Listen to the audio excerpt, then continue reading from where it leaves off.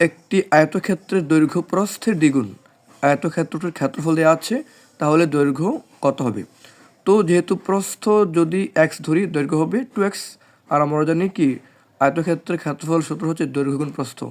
দৈর্ঘ্য 2x into প্রস্থ x, তো সমান সমান হচ্ছে 1250 মিটার।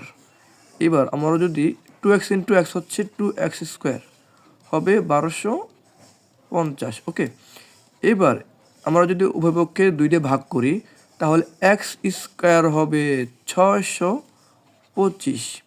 তো এক্স স্কোয়ার যদি 625 হয়, তাহলে এক্স হবে কত? বর্গমূল করলে এক্স এর মান পাওয়া যাবে 25।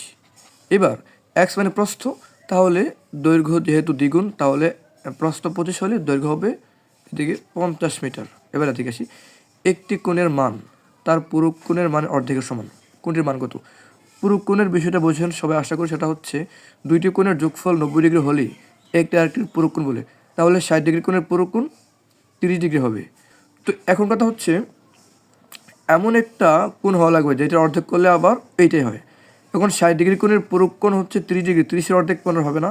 40-এর পুরো কোণ 50, 50 অর্ধেক 25, এটা হবে না। এই 30 ডিগ্রি হবে, কারণ 30 ডিগ্রির পুরো কোণ হচ্ছে 60 ডিগ্রি। এবার 60 ডিগ্রির অর্ধেক হচ্ছে আবার 30 ডিগ্রি, সো এটা হবে উত্তর। এবার সেখানে x অনুপাত y সমান 5 অনুপাত 6 হলে 3x অনুপাত 5y কত হবে? তো এখানে 5-এর সঙ্গে 3 গুণ হলে হবে 15, আর 6-এর সঙ্গে 5 গুণ হলে হবে কত? 30।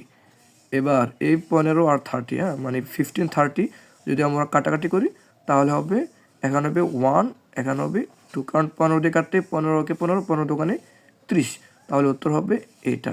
এবার এটা আপনারা করুন দেখি।